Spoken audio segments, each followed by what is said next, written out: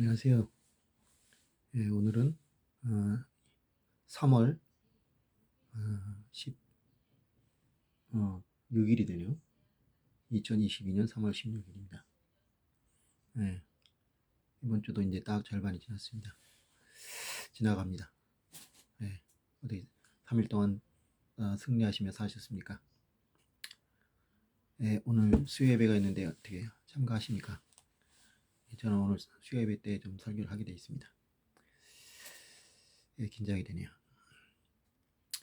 이게 이제 연습이 됐으면 좋겠습니다.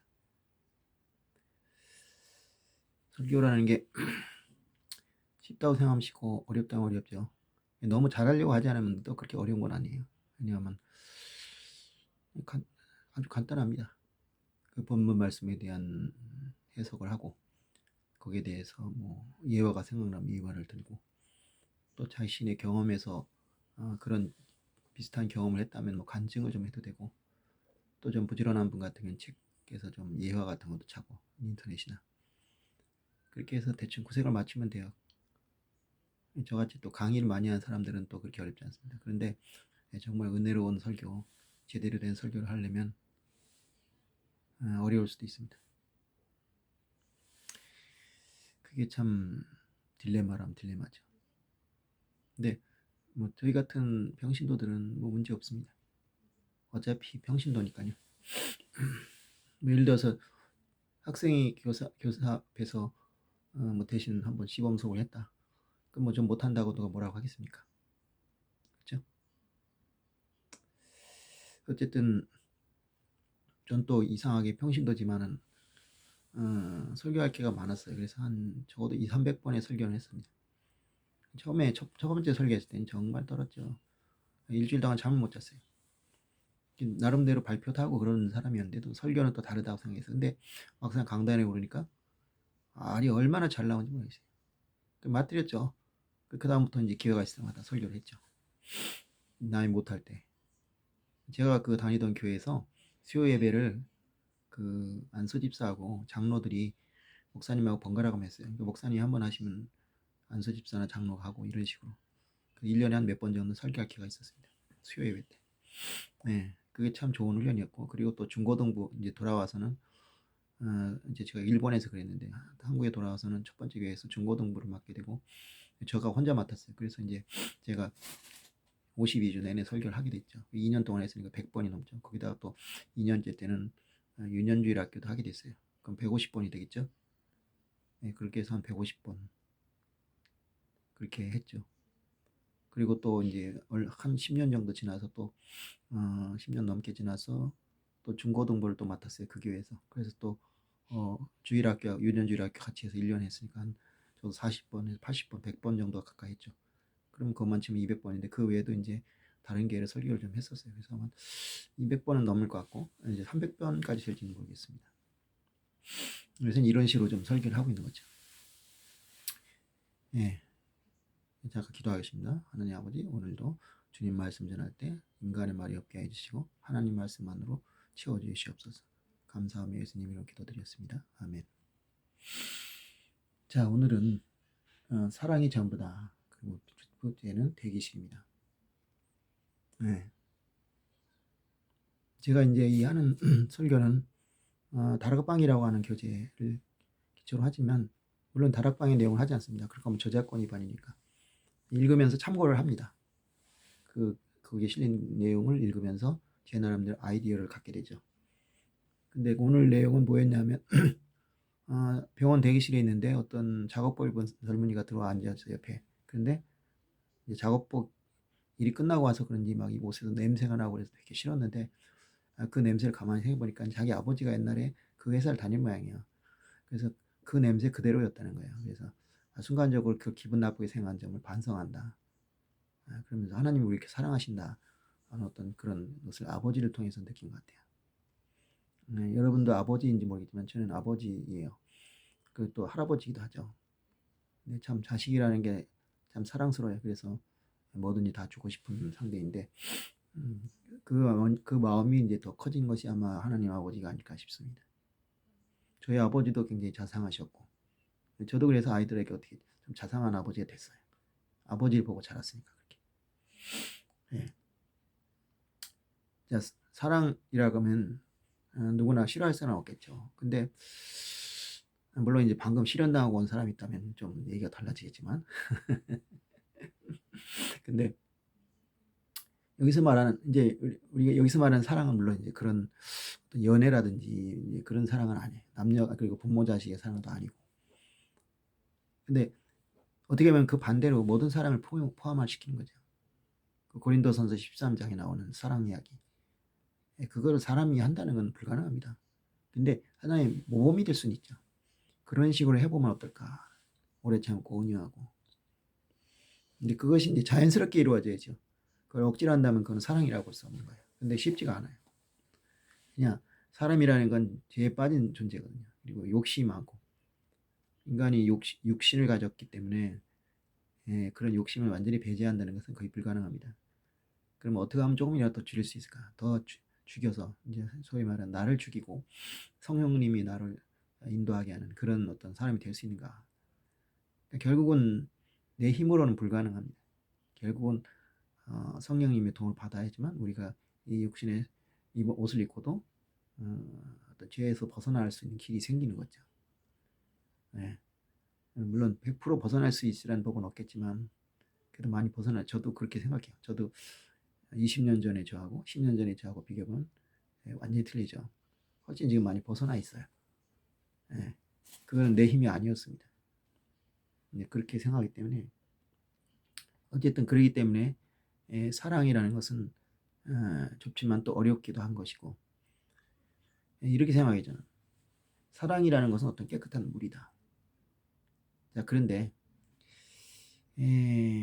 우리는 인간은 그릇이에요. 자, 아무리 깨끗한 물이 있더라도 그것이 더러운 그릇에 들어가면 더러워질 수밖에 없어요. 그리고 좀 덜 더러운 좀 깨끗한 그릇이 있다면 그 물도 더 계속 깨끗할 수 있겠죠. 그러니까 우리가 얼마나 오염되어 있느냐 아니면 오염되지 않고 좀 더 깨끗해 있느냐에 따라서 내가 하는 사랑이 깨끗하고 훌륭한 사랑일 수 있고 더러운 사랑일 수 있다는 거예요. 더러운 사랑이란 말이 많지 않을지 모르지만 사랑도 누가 하냐에 따라서 더러워지기도 하고 깨끗하기도 해요. 정말 욕심쟁이 이기적인 사람 그런 사람들이 사랑을 하면 방식도 더럽고 이기적일 수밖에 없어요. 물론 안 그런 경우도 있어요. 그 사랑이 너무 뭐랄까 어떤 상대의 가마력이랄까요. 상대에 대한 느낌이 너무 강해서 그 사랑 때문에 악한 사람이 착해지는 경우도 있어요. 그렇긴 한데 어쨌든 간에 기본적으로 사랑은 자기가 얼마나 깨끗하냐 얼마나 훌륭하냐에 따라서 그거의 수준에 따라서 맞춰서 나오게 돼 있다고 저는 믿어요. 그러니까 우리가 아름다운 사랑하려면 내 자신이 깨끗해지고 더 많은 그 수양을 하고 또 성령에 의해서 인도받음으로써 내가 하는 뭐 사랑만 그런 게 아니죠. 말도 그렇고 모든 게 다 그래요. 그렇기 때문에 우리가 평소에 인격을 잘 닦고 그리고 성령님의 인도하심 받아서 내 자신이 영혼이 깨끗해지고 내 혼이 깨끗해지고 그렇게 살면은 아마 내가 하는 사랑도 더 아름다워질 겁니다. 그런데 저는 이제 좀 사랑에 대한 관심이 많았어요. 그래서 이제 공부를 좀 많이 했죠. 많이 하고 또 제 나름대로 제가 경험도 많이 해봤고요. 근데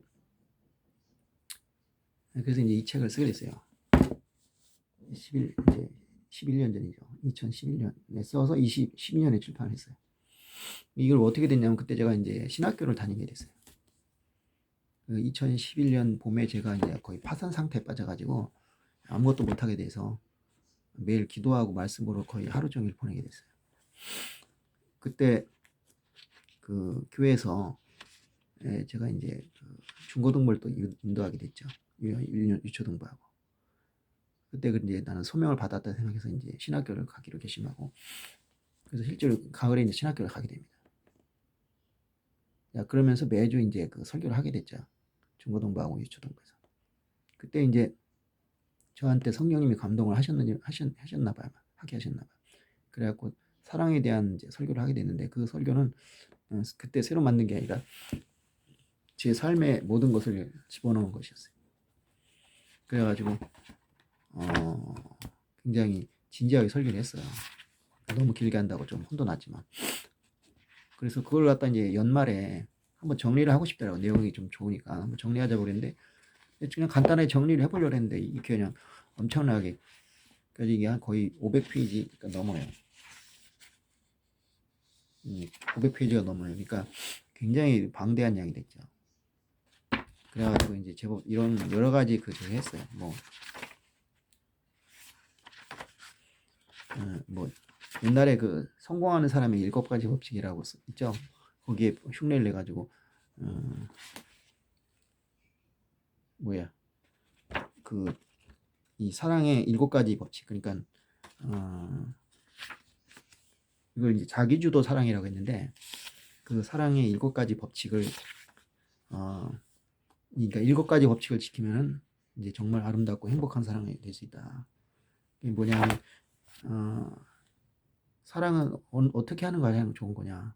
바로 마음의 사랑이다. 마음의 반대 사랑은 뭐냐? 그림자 사랑이다. 마음의 사랑과 그림자 사랑은 뭐가 차냐?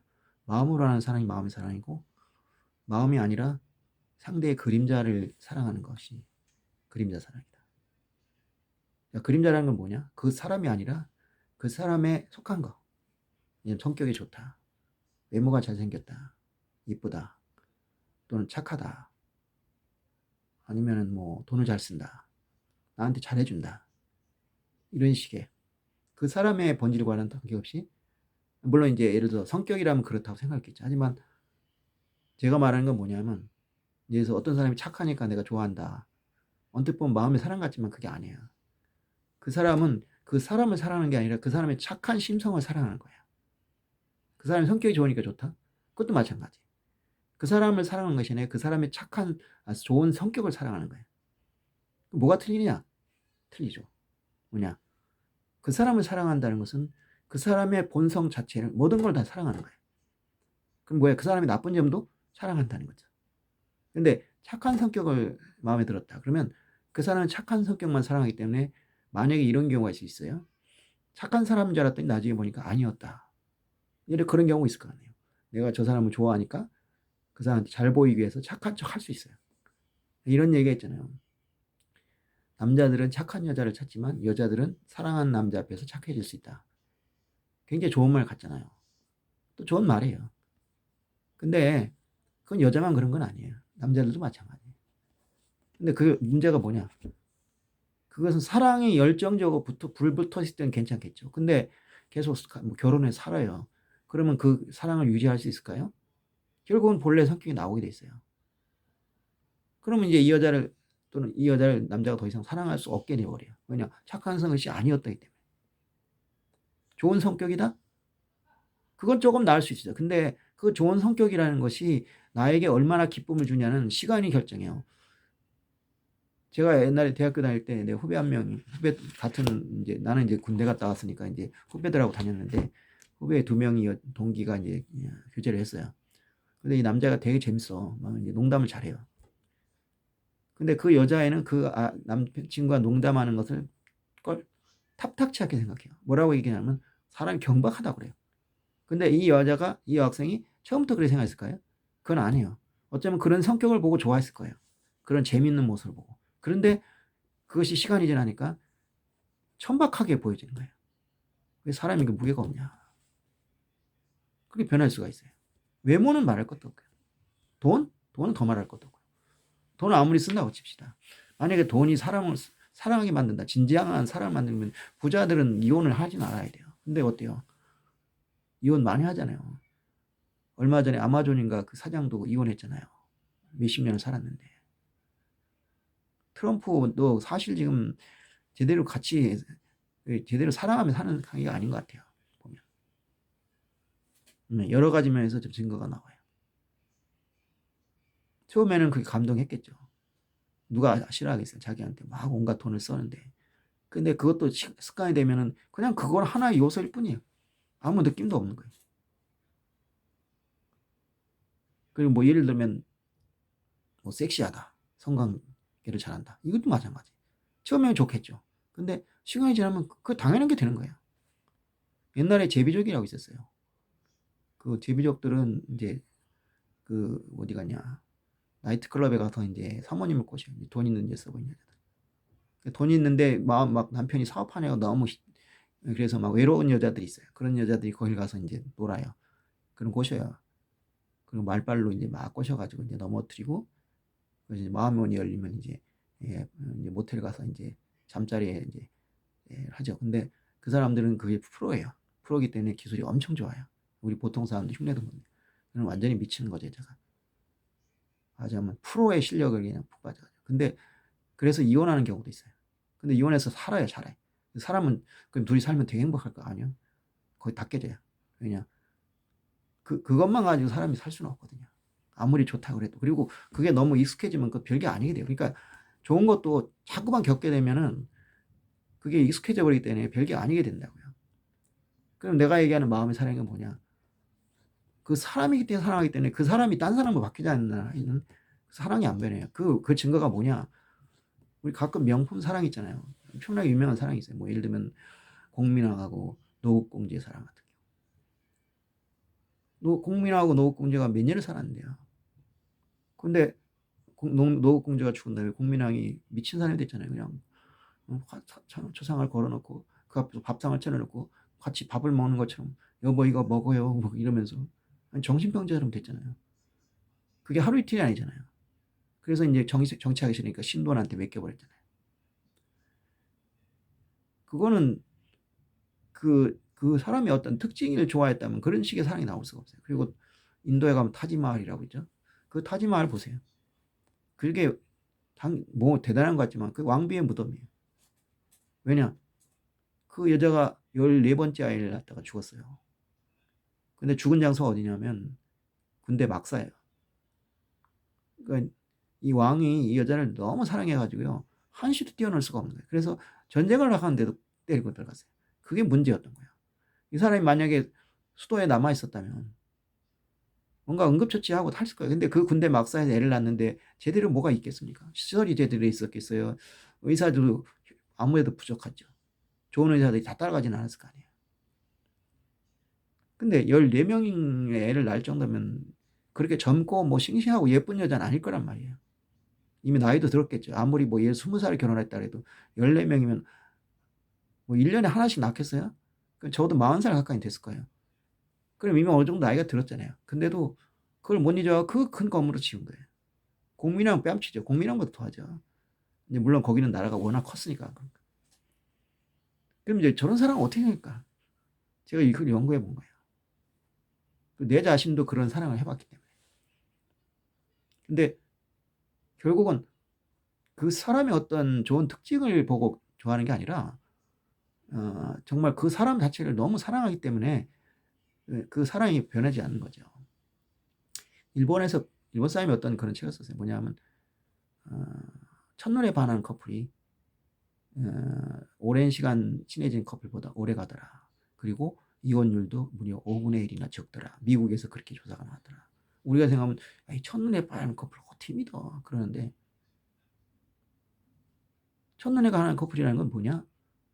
상대의 어떤 특징을 파악하기 전에 이미 사랑에 빠져 있는 거예요. 그건 뭐냐? 그 사람의 특징하고는 아무 관계 없는 거죠. 그 사람이라는 것 때문에 사랑하는 거죠. 그러니까 그게 바로 뭐냐? 마음의 사랑이라는 거예요. 그림자 사랑이 아니라 그 사람의 어떤 특징, 그 사람의 장점을. 근데 오래 지나서 좋아했다는 거는 그 사람의 어떤 좋은 점을 발견한 거죠. 그게 진짜 사랑이 아니라는 거예요.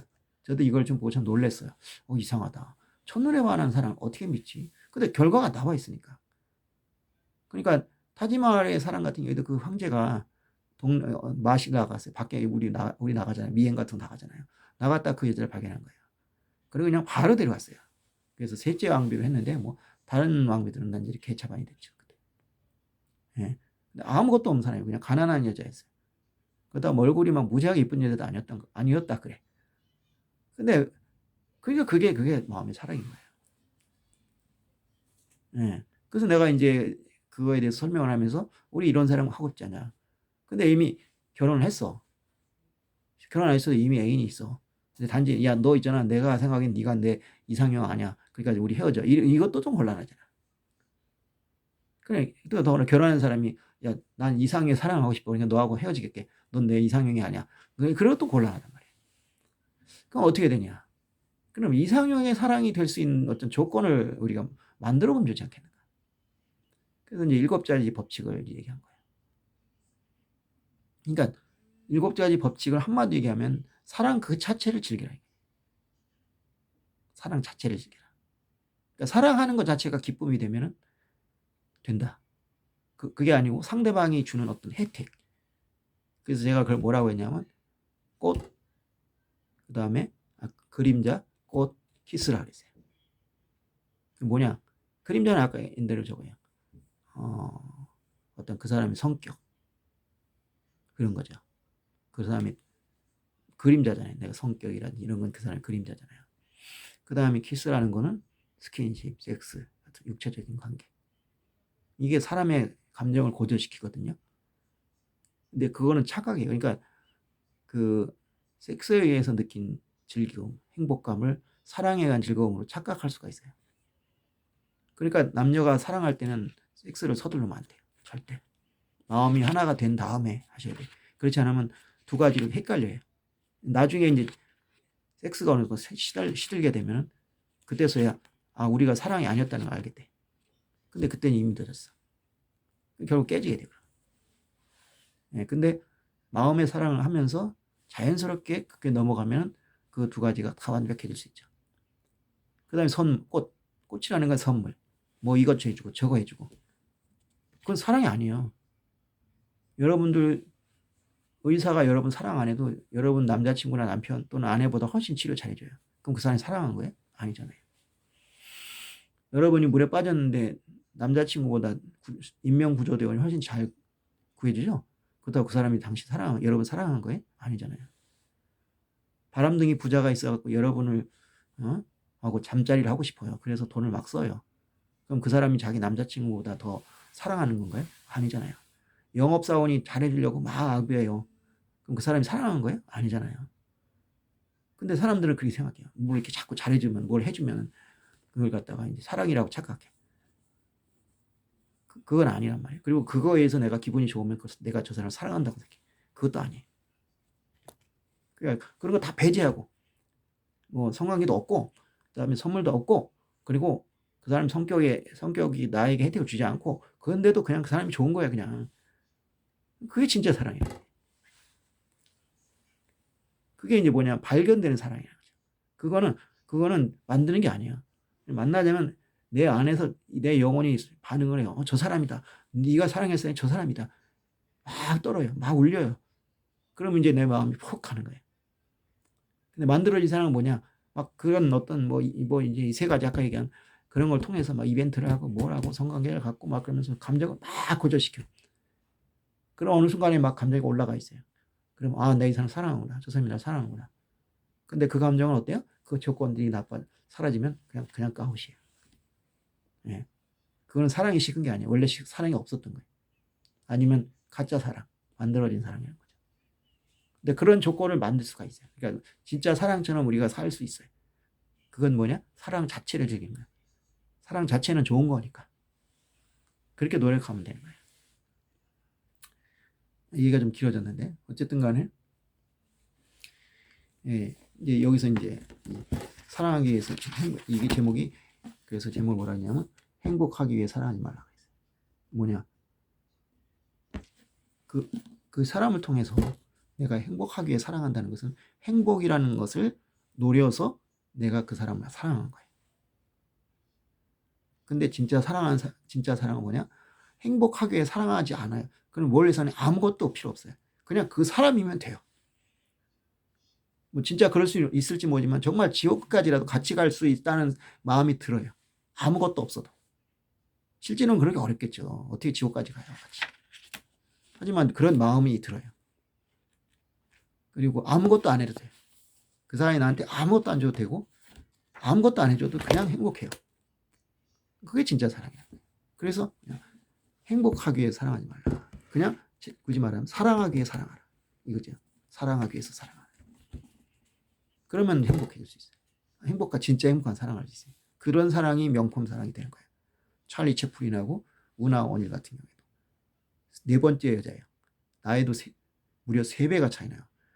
여자가 우나 오닐 18살, 채플린이 54살이에요. 아버지와 딸이죠.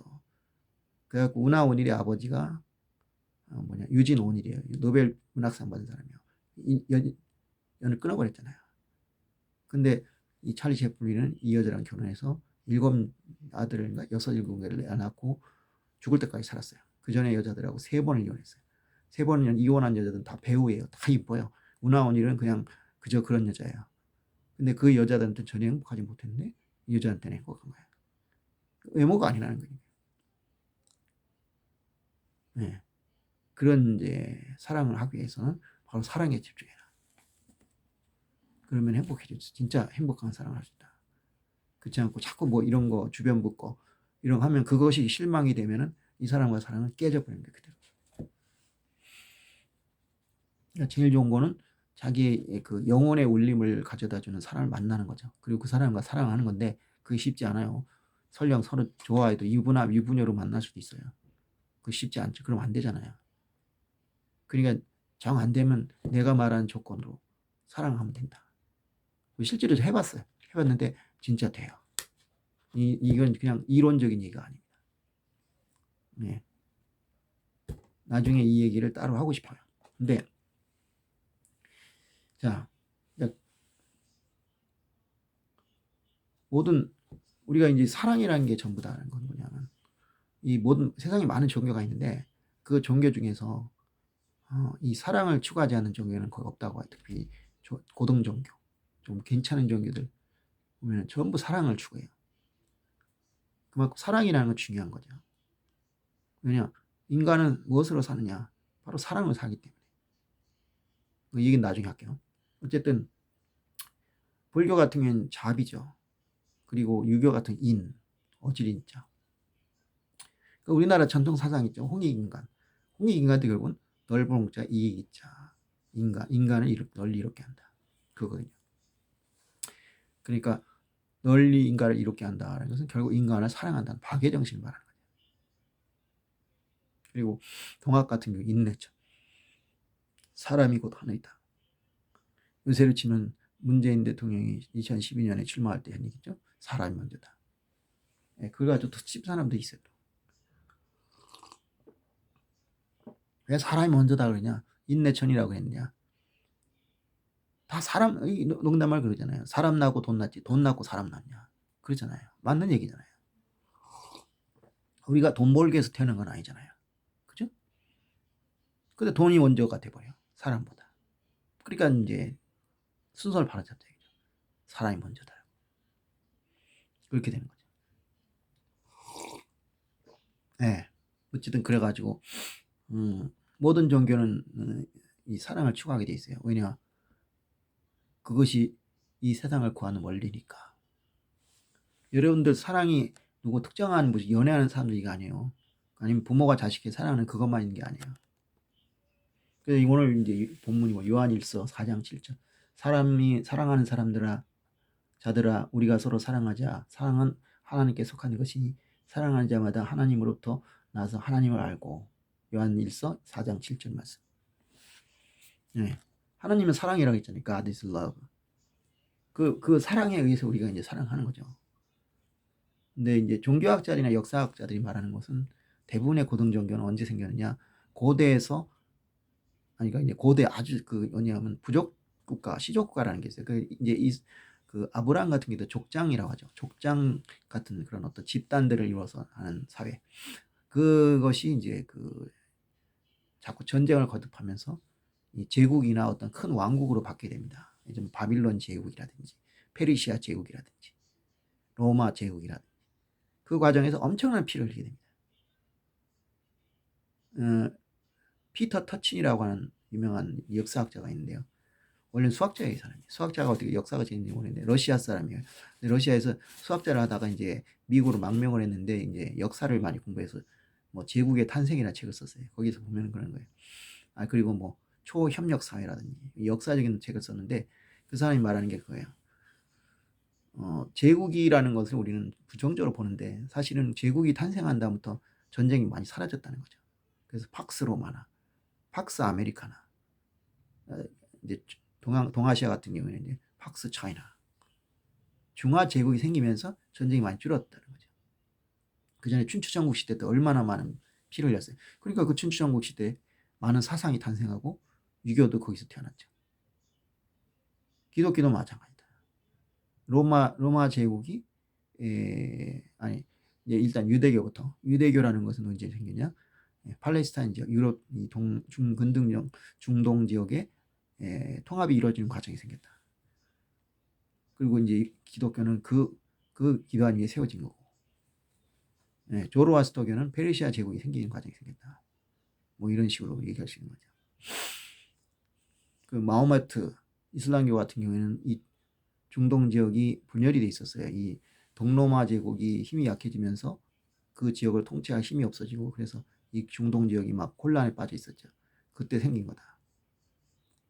불교는 어떠냐? 불교도 분열 시대에서 제국 시대로 넘어가는 과정에서, 그러니까 석가모니라는 사람이 어떤 정반왕의 아들인데, 그 정반왕이라는 것은 그렇게 큰 나라를 다스리는 왕은 아니에요. 그러니까 분열 시대였죠. 그래서 많은 피를 흘리던 시절에 그렇게 된 거죠. 자, 피를 많이 흘리니까 당연히 평화에 대한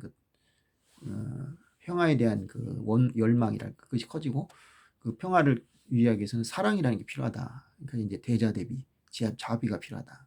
그렇게 되었다는 게 이제 설명이에요. 그게 말이 되잖아요. 그러니까 결국은 뭐냐면, 인간이라는 것은 돈으로 사는 것도 아니고 먹을 것으로 사는 것도 아니고, 물론 돈이 필요해요. 빵도 필요해, 돈도 뭐 다 필요해요. 근데 그 중심에 뭐 있느냐? 서로가 사랑하는 마음이 있어야지만 이 사회가 유지되지. 그 마음에 늘 칼을 갈고 있으면 그 사회가 마음껏 살 수 있겠습니까? 전쟁이 늘 벌어지면 마음 편히 살 수 있겠습니까? 그것은 이제 부모의 자식의 사랑, 남녀의 사랑, 형제 간의 사랑, 어떤 그 사랑이 하나하나씩 연결이 돼가지고, 그래서 이 사회가 아름답게 유지된다는 것이죠. 그렇기 때문에 종교에서 한결같이 이제 그 사랑을 이제 강조를 할 수밖에 없습니다. 이 톨스토이의 인간은 어떻게 사는가라는 책에 보면은 벌을 받기 위해 천사가 내려와요. 그리고 그가 깨닫고 돌아간 것은 사람은 사랑으로 사는 것이다 라는 것이었죠. 톨스토이 자신도 그렇게 살려고 노력했고, 그러니까 사람이 사는 것은 왜 사느냐, 이것은 우리가 성공하게 사는 건 아니에요. 출세하게 사는 것도 아니고 돈 많이 벌게 사는 것도 아니다. 그건 다 수단이에요. 궁극적으로 목적은 뭐냐? 행복하게 사는 것이다. 근데 이 착각을 하면 안 돼요. 행복하게 산다는 것 갖다가 즐겁게 산다든지 재밌게 산다든지 이런 걸로 착각하면 안 돼요.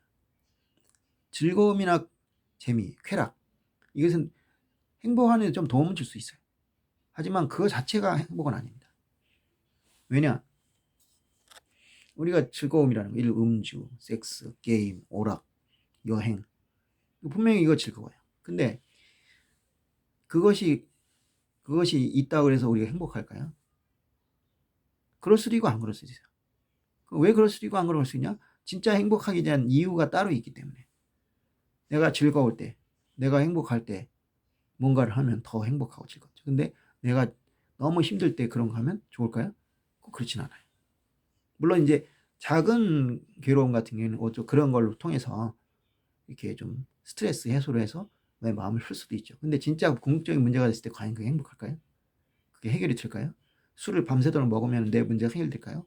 밤새도록 여자랑 섹스하면, 또는 남자랑 섹스하면 내 문제가 다 해결될까요? 아니요. 아침에 깨어나보면 역시 마찬가지.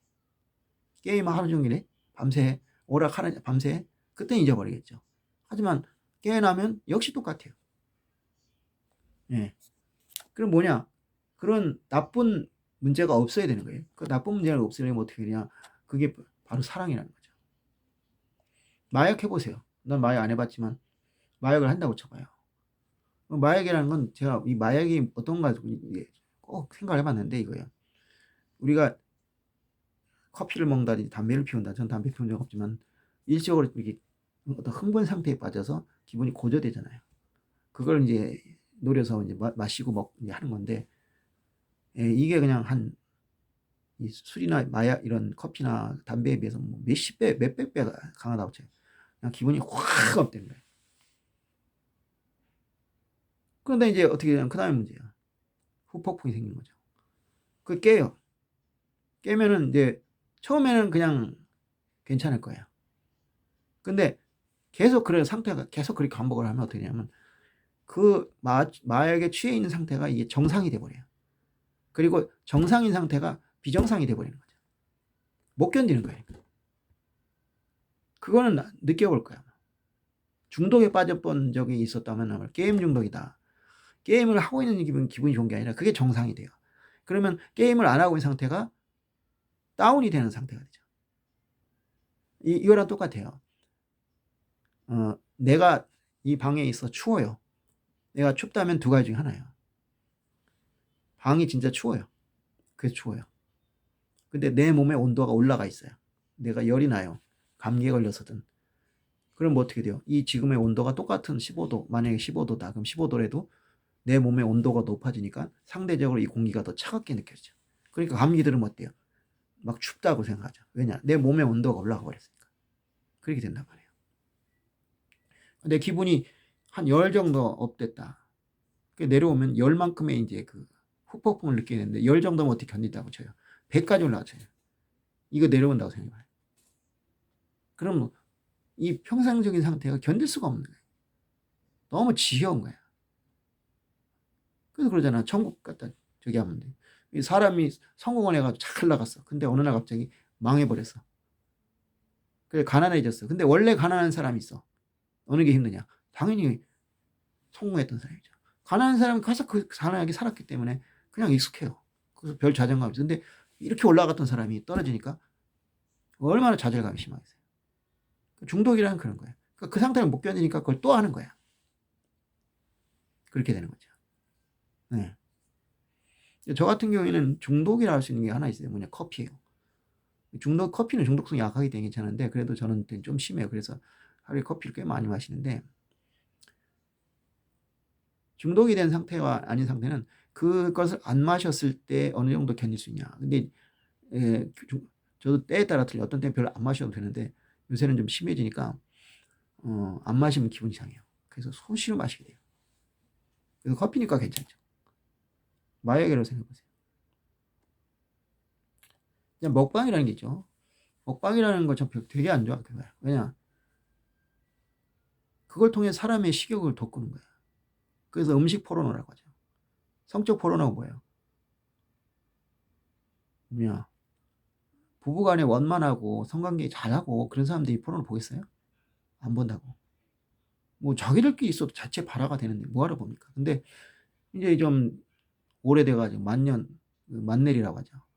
가지고 뭔가 이렇게 불이 안 불도. 둘이 관계하고 싶어도 막 뜨거워지지가 않아. 그래서 이제 그런 걸 본다고. 그러니까 일종의 뭐냐면 성적인 욕구를 자극시키는 거. 이거 먹방도 마찬가지. 그럼 식욕을 자극시키는. 왜 식욕을 자극시키냐? 나 같은 경우에는 식욕 자극 안 시켜도 돼요. 저 밥상에 앉으면 밥 열심히 잘 먹어요. 왜냐? 그런 음식이 익숙해져 있기 때문에. 맛있는 거 먹으러 안 다녀요. 그러니까 그냥 거친 음식도 그냥 나한테 너무 맛있어요. 근데 너무 맛있는 거 먹으러 다니는 사람도 있어요. 막 어디 뭐 맛있는 거 없나. 그런 사람들은 일반적인 음식 못 먹어요.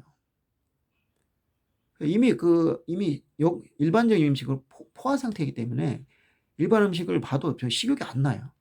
그러니까 억지로 이제 그런 음식을 자꾸 보여줘 가지고 식욕을 돋구는 거죠. 이게 식탐이죠. 이건 만약에 성적 포르노가 죄라면 이것도 죄예요, 내가 보기에는. 욕심을 성적 포르노의 문제는 욕망을 자극하는 거죠. 그럼 식탐도 먹방도 마찬가지 아니겠어요? 그러니까 이 즐거움의 문제도 있지만은 우리가 삶의 수단인 것을 너무 뭐냐면 중시해 가지고 왜 우리가 살아야 되냐, 어떻게 살아야 되냐에 대해 잊어버린 경우가 많아요. 그런 것에 대한 집착이 있죠. 그러면 그걸 이제 바로 우상숭배예요. 네. 내가 주님보다, 그러니까 어떤 것에 집착을 해가지고 거기에 빠져서 그것을 숭배하고 그것을 갖다가 막 열망해가지고 그것이 없으면 내가 살 수 없다. 그러면 그것이 바로 우상숭배예요. 예. 심지어는 주님의 비전도 우상숭배다. 그래서 왜 그런가 생각했더니 그거예요. 여러분들이 만약에 여러분이 만약 여자라면 남편이고 아내가 여자라면 남자라면 아내라고 칩시다. 그 사람이 나를 또는 부모가 사랑한답시고 뭘 해 주는데 그 해 주는 것이 오히려 나한테 기분 나쁠 수가 있어요. 그래서 내가 하지 말라고 하는데 계속 그걸 해요. 그럼 기분이 좋겠어요? 아니야. 사랑하는 마음으로 하는가 이해해야 돼. 처음엔 그럴 수 있겠죠. 근데 자꾸 그러면요 기분 나빠져요. 그리고 나중에 어떻게 되냐면 이 사람이 날 사랑하긴 하는 거야. 근데 실제로 뭐냐면 사랑하는 게 아니라 자기의 어떤 진명을 위해서 그런 걸 하는 사람도 있어요. 또는 그런 상태가 있어요. 내가 이걸 꼭 해야 돼. 그리고 너는 이걸 가지고 기뻐해야 돼. 라고 강요를 해요. 특히 부모들이 자식한테 그러죠. 넌 이걸 해야 돼. 그리고 근데 그게 그중에는 진짜 해야 될 게 있어요. 근데 그렇지 않은 것도 있다고요. 옛날에 보니까 그래요. 제가 이제 가르치던 아이인데 애가 이제 머리를 이렇게 길렀어요. 여자인데. 근데 이게 이제 엄마가 보기에는 어중간한 거야. 차라리 머리가 칠렁칠렁하고 길면 안 돼. 그것도 아니고 짧은 머리도 아니고 머리가 이 정도 있으니까 뭔가 답답한 모양이야. 그래서 머리를 자꾸 자르라는 거야. 근데 본인은 여자들이야 뻔하잖아요. 특히 젊은 여자 같은 경우는 머리 기르고 싶잖아요. 그 과정에서 여기까지 온 거야. 그걸 어떻게 잘라 아깝게. 그래가지고 그럼 묶으라 이거야. 그럼 왜 묶어? 싫다 안 묶고 싶나? 여자들 생머리 날리고 싶잖아요. 근데 내가 보니까 그거야. 나도 보니까는 머리를 묶은 애를 보면은 이게 좀 마음이 안정되더라고. 그러니까 나이가 들면 그런 걸 좋아하나 봐요. 자기 마음을 안정을 위해서 애한테 강요를 하고 있는 거야. 근데 자기는 그걸 사랑한다고 얘기해요. 근데 그 집만 그랬지 않는데 다른 집에서도 그런 경우가 있더라고요. 아, 이런 게 있구나. 그러니까 자기는 그걸 위해 준다고 생각하지만 그 사실은 자기를 위한 집착일 뿐이에요. 근데 막 강요를 해요. 그건 사랑해 볼 수가 없는 거예요. 그럼 하나님도 마찬가지예요. 비전이라는 것은 하나님을 위한 것이지 하나님보다 더 중요한 게 아니라고요. 근데 막상 하나님을 제껴놓고 그 비전에 매달려 있다는 것은 그건 진정한 사랑이라 볼 수가 없는 거예요. 예, 그렇죠. 아까도 얘기했지만 문재인 대통령이 첫 번째 대선 출마했을 때 생긴 사람이 먼저다. 그러니까 우리가 선진국이 되는 과정에서 이 사람들을 많이 착취했잖아요. 그렇기 때문에 사람이 많이 희생당했어요. 산업재해다 뭐다 해가지고. 그런 것을 없애고 사람이 진짜 중심이 된 사회를 만들자. 왜냐하면 그러기 때문에 우리나라가 자살률 1위, 2위를 다투고 있고 행복지수는 꼴찌다 이게. 돈은 많아졌는데 사람이 행복하지 못해. 왜냐? 그런 식의 착취나 그런 것이 있기 때문이죠. 그러니까 사람을 먼저 하는 사회를 만들자. 그것이 이제 문재인 대통령의 생각이었는데 사실 성공한 것 같지는 않아요. 사실 저는 참 문재인 대통령이 됐을 때 이 나라가 이제 제대로 나라다운 나라가 되는 가 생각했는데 지난 5년간의 정치는 솔직히 별 실망스럽습니다. 그래서 이번에 윤석열 씨가 대통령이 될 거지만 저는 뭐 기대 안 합니다. 왜냐? 윤석열이라는 사람, 문재인이라는 사람보다 훨씬 별 볼일 없는 거 아니에요. 인간적으로. 인격이나 뭘 보나 이거는 게임이 안 됩니다. 그리고 권력에 붙어 살았던 사람이고 거기다가 처갓집 문제도 있고 여러 가지 볼 때 악재. 거기다가 야당이 지금 3분의 1을 장악하고 있고 또 윤석열이라는 사람 자신이 당의 기반도 없어요. 과연 그 여당 의원들이 윤석열 대통령의 말을 들을까요? 노무현 대통령 봐요. 얼마나 고생했어요. 그래서 결국 새천년 민주당 해체시켜버리고 열린우리당 만드는데 그 나중에 임기 말 되니까 그 당도 노무현을 또 버리잖아요. 당의 기반이 없으니까 그래요. 박근혜 대통령 같은 경우는 당의 기반이 강했지만 결국 탄핵당했잖아요. 자기 당한테. 그 당의 기반이 있어도 그 정도인데. 여러 가지 면에서 이 사람이 잘할 가능성이 솔직히 없어요. 아니 그리고 우리나라에서 대통령이 그렇게 대단한 일 하리라고 생각하지 않아요. 그럼 누가 해야 되냐? 우리 종교인들 믿는 사람들이 해야 돼요. 근데 믿는 사람들이 얼마나 그런 시간에 너무 내세만 그냥 추정해가지고 천국 갈 생각만 하고 앉아 있어. 그게 참 안타까워요. 독일이나 유럽 같은 데서는 대통령이 기독교 신자면 대통령이 돼가지고 말이죠 연설해요. 그리고 딱 그런 걸 또 정치에 실현시킨다고. 근데 우리는 여기 믿음 따로 그거 따로야. 그게 참 문제예요. 그러니까 이제 솔직히 실망을 많이 했죠. 근데 저는 이제 대통령 선거 투표 아예 안 했어요. 누가 되는 무슨 상관이야. 나는 정치에 대한 희망을 버렸다. 차라리 우리 믿는 사람들이 좀 한 단결해서 이 나라를 바꿨으면 좋겠는데 그것도 별로 기대할 만하지 않아서 모르겠습니다. 어떨지. 그게 이제 그 인간의 이제 사랑이라는 거, 이것이 중요하기 때문에 예수님이 세 계명을 주노니 너희는 서로 사랑하라 이렇게 했단 말이에요. 그리고 또 다른 말은 또 하나님을 사랑하고 인간을 사랑하라, 이웃을 사랑하라. 그 당시에 바리새파 사람들이죠. 그 바리새파 사람들이 예수님을 싫어했지만 예수님한테 얘기했잖아요. 하나님을 사랑하고 인간을 사랑하는 것이 제일 큰 계명이다. 그러니까 네가 잘 알았다. 그러니까 너는 천국에 가깝다. 이렇게 하시잖아요. 빅토르 위고르의 그 유명한 그 작품 있죠. 레미제라블. 그러면 장발장하고 이제 자벨 경감이라는 게 있어요. 자벨 경감은 어떤 정의, 원칙 이걸 중시한 사람이죠. 근데 나중에 이 장발장에게 져요. 자기를 양발장이 구해줘요. 그걸 보면서 내가 이 사람 이렇게 괴롭혔는데 나를 구해주다니 거기서 충격을 받게 된 거죠. 그리고 그 사랑이라는 거 진짜라는 생각이 들었어. 근데 그 사람 입장에서 그걸 인정할 수가 없는 거야. 그럼 내 인생이 다 부정돼 버려. 내가 지금까지 다 헛살았다는 거냐. 그래서 결국 비관하고 자살해 버리죠. 네. 자, 내가 사람의 방언과 선사의 말을 할지라도 사랑이 없으면 소리나는 구리와 울리는 꽹과리가 되고 내가 예언하는 능력이 있고 모든 비밀에 뭐든지 알고 또 산을 옮길 만한 모든 믿음이 있을지라도 사랑이 없으면 내가 아무것도 아니요 내가 내게 모든 것으로 구제하고 또 내 몸을 불사를 내릴지라도 사랑이 없으면 내게 아무 의미가 없느니라. 고린도전서 13장에 1절에서 3절 말씀. 굉장히 적나라하게 얘기했죠. 그러니까 우리가 율법도 필요하고 여러 가지 많아요. 그리고 여러 가지 필요한 게 많은데 그것이 무엇을 위한 것이냐? 바로 인간을 위한 것이고 인간을 위하는 가장 중요한 뭐냐? 바로 사랑이라는 거예요. 그러니까 그 공이라든지 정의라든지 이런 것도 결국은 사랑이에요. 근데 어떤 사람은 그래요. 하나님이 사랑의 하나님만인 게 아니라 공의의 하나님이 있다 그래요. 언뜻 보면 맞는 것 같아요. 그리고 그렇게 보여요. 근데 이렇게 생각하셔야 돼요. 하나님의 공의는 경찰서나 법원의 공의가 아니에요. 경찰서나 법원의 공의는 사랑이라는 게 없는 거예요. 그냥 질서를 유지하기 위해서 자별경감처럼 그냥 공의를 실현하는 거예요. 그것뿐이고 그 사람이 어떻게 되는 건 상관없어요.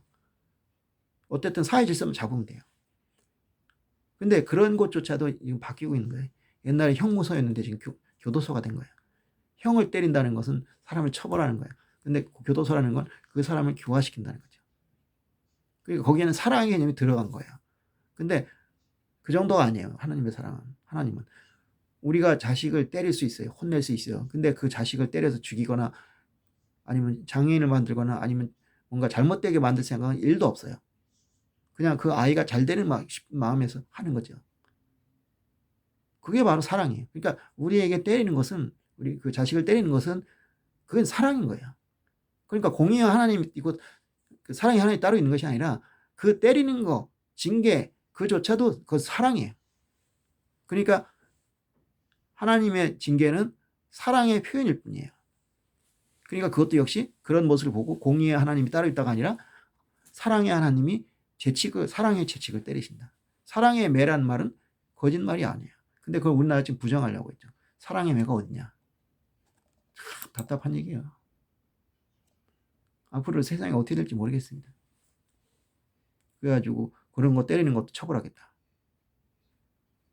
근데 하도 이제 그 학대하는 사람들이 많아서 그렇긴 한데 과연 이게 어떻게 될지 모르겠습니다. 네. 그러니까 God is love. 하나님은 사랑이시다. 이 말이 우리 기독교들에게 이 중심이 돼야 됩니다. 그러니까 이 믿음이라는 거, 이거 믿음, 사랑, 소망 이 셋은 영원하리니 그 중에 제일은 사랑이라는 말이 그렇게 허언이 아니란 말이에요. 우리가 믿음이라고 생각하죠. 근데 믿음이 곧 사랑이라는 거예요. 그러니까 사랑이 없는 믿음은 그건 가짜 믿음이라는 거죠. 예수님이 안식일에 사람을 고쳤어요. 병을 고쳤어요. 그 안식일 위반이에요. 그러니까 뭐라고 그래요? 안식일에 너희들은 우물에 빠진 양을 구해주지 않느냐. 뭐냐, 상위법이라는 거예요. 사랑이 그 율법에서 말하는 안식일보다 상위 거라는 거예요. 실제로 하나님이 만약에 그런 율법을 따져서 사람들한테 했으면 진짜 인류가 다 죽었어요. 벌써 다 사라졌어요. 근데 노아의 홍수를 일으킬 때도 노아의 식구들은 살려놨잖아요. 그것이 바로 사랑이에요. 죽일 수 없어. 다 없앨 수 없으니까. 살려는 거예요. 그게 아니었으면 우리 지금 이 세상에 없어요. 그만큼 사랑이라는 게 하나님도 중시했고 실제로 중요한 거란 말이에요. 예. 그러니까 뭐냐면 염소와 양의 비유도 나오죠. 나의 가장 작은 자에게 한 것이 그것이 나에게 한 것이다. 그러니까 여러분들이 이 십자가라는 것이 위아래잖아요. 하나님에 대한 것이 옆 사람 이웃이. 그러니까 내가 옆 사람 이웃에게 사랑을 실천하고 그 사랑이라는 거는 아까 얘기했지만 남녀가 사랑이나 부모 자식 사랑처럼 뻔한 사랑이 아니에요. 그건 얘기는 할 필요가 없어요, 솔직히. 남녀 간에 사랑해라 안 해도 다 해요. 그리고 자식 사랑하지 말라도 해요. 그게 아니라 그것을 건너뛰어서가 내 이웃을 사랑하는 거, 어려운 사람을 돕는 것, 이 정신으로 이 인류가 똘똘 뭉쳐야 이 세상이 유토피아가 되는 거. 그러면 사랑하는데 어떻게 죽입니까? 사랑하는데 어떻게 훔칩니까? 사랑하는데 어떻게 성폭행합니까? 사랑하는데 어떻게 사기칩니까? 사랑하는데 어떻게 학대합니까? 진정으로 그 사랑으로 그걸 원하시는 거예요, 하나님은. 그래서 이 세상이 사랑으로 가득 찬다면 하나님 할 일이 없는 거야. 우리 자식들이 서로 싸우고 치고받고 하면 누가 좋겠어. 근데 그 아이들끼리 서로 아끼고 이 형님 먼저 아우 먼저 하면서 이렇게 살면 그 부모가 얼마나 기분 좋겠어요. 우리 애들 참 멋있다. 좋다. 그렇게 할 거 아닙니까? 그거 원하시는 거예요. 뭐 하나님에 대해서 한다 해서 내가 막 하나님께 충성하고 막 이런 거 자꾸 생각하는데 물론 그거 좋죠. 해야죠. 그리고 우리가 효도를 해야죠. 부모님께 용돈도 드리고. 하지만 그러면서 맨날 형제끼리 이 새끼야 이 죽이려나 막 그러면서 막 싸우고 있으면 그 부모님이 기쁘게 그 효도 받아들이겠어요? 차라리 효도 안 해도 좋으니까 제발 좀 사이좋게 지내라. 그렇게 생각하실 거 아니에요. 바로 그걸 원하는 겁니다. 우리가 있잖아요. 기독교를 믿을 때 너무 내세 중심적으로 하면 안 돼요. 내세를 위한 거는 우리가 그럼 이 세상에 태어난 게 겨우 나와가지고 말이죠. 이 세상에 태어나가지고 네 천국이냐 지옥이냐 그거 도장 받으려고 여기 온 거예요. 그러면 무슨 의미가 있겠어요? 그리스 사람이 그랬잖아요. 세상에 제일 행복한 사람은 뭐냐? 태어나지 않은 사람이라고. 얼마나 사는 게 힘들면 그럴까? 근데 그거 좋은 생각이 아니에요, 절대. 특히 우리 믿는 사람은 아닌 그래야 돼요. 우리가 하나님이 우리에게 생명을 주셨다. 이 세상에 태어나겠다. 근데 와가지고 한다는 게 고작 너 천국행 꽝, 넌 지옥행 꽝. 이거 도장 받으려고 믿습니까? 살아갑니까? 특히 기독교인들 세상의 소금과 빛이 되라. 우리로서 주변 사람들 행복하게 되는 거예요. 내가 사랑을 실천함으로써. 내가 손해보더라도 아까 얘기한 대로 손해봐도 행복할 수 뭐냐? 내가 사랑을 즐기면 돼요. 록펠러라는 사람 있잖아요. 그 사람이 50몇 살 때 사형 선고받았는데 98세까지 살았어요. 그 비결이 뭐냐? 바로 사랑의 실천인 거예요. 거기 병원에 갔더니 어떤 여자가 울고 있어. 그래서 왜 울습니까? 그랬더니 병원비를 못 내겠대. 그래서 병원비를 내줬더니 너무 좋아하는 거야. 그래서 그걸 보고 기뻐서 이거구나. 나 1년 남았다는데 그럼 그렇게 사랑의 실천하고 살자. 그래서 열심히 베풀었더니 40년을 더 산 거예요. 그러니까 그걸 즐길 줄 알면 사랑이 행복한 겁니다. 그런데 그거 가지고 자꾸 뭔가를 노려요. 내가 이걸 해주면 저 사람이 나한테 돈 줄 거야. 아니면 내가 이 여자한테 이걸 하면 이 여자가 나랑 섹스해 줄 거야. 아니면 뭐 그런 식으로 저 사람은 성격이 좋으니까 나한테 이렇게 대줄 거야. 뭐 이렇게 자꾸 기대를 하게 돼요. 거기에 매달리는데 그게 어긋나게 되면 힘들죠. 근데 기대가 없어요. 그냥 나는 이 사랑을 즐겨. 나는 이 사람을 사랑해 주는 게 너무 좋아. 그러면 상대방이 어떻게 나왔든 나는 행복한 겁니다. 그런 마음으로 사랑하시라 이거죠. 그게 바로 기독교의 사랑이고 바로 하나님의 사랑인 아가페의 사랑인 거예요. 하나님은 우리한테 해준 만큼 갚으라고 안 해요. 그냥 기뻐하라. 내 사랑에 기뻐하고 나를 따르라. 그거밖에 없어요. 네. 그러니까 기독교는 사랑을 간판으로 한 종교이지 결코 공의가 우선된 종교가 아닙니다. 자꾸 착각하면 안 돼요. 사랑을 실천하는 것이 하나님의 뜻임을 깨닫지 않으면 공의만 내세운다면 그게 진정한 기독교 신자가 아닙니다. 성경에 써 있잖아요. 네가 몸을 불사르고 뭘 해도 사랑이 없으면 넌 인정하지 않을 수 없다. 이게 바울의 말이 아니에요. 하나님의 말이죠. 저와 여러분이 사랑을 마음의 중심에 두고 살아가는 것이 하나님의 자녀로서의 큰 의무인 것을 깨닫고 살아가시기를 예수님의 이름으로 축원하겠습니다. 기도하겠습니다. 하나님 아버지 감사합니다. 우리가 이 세상에 태어난 것은 서로 사랑하고 서로를 아껴줘서 이 세상을 행복한 것으로 만들기 위한 것인 믿습니다. 단지 지옥이냐 천국이냐를 도장 찍기 위해서 이 세상에 태어난 것은 아닐 것입니다.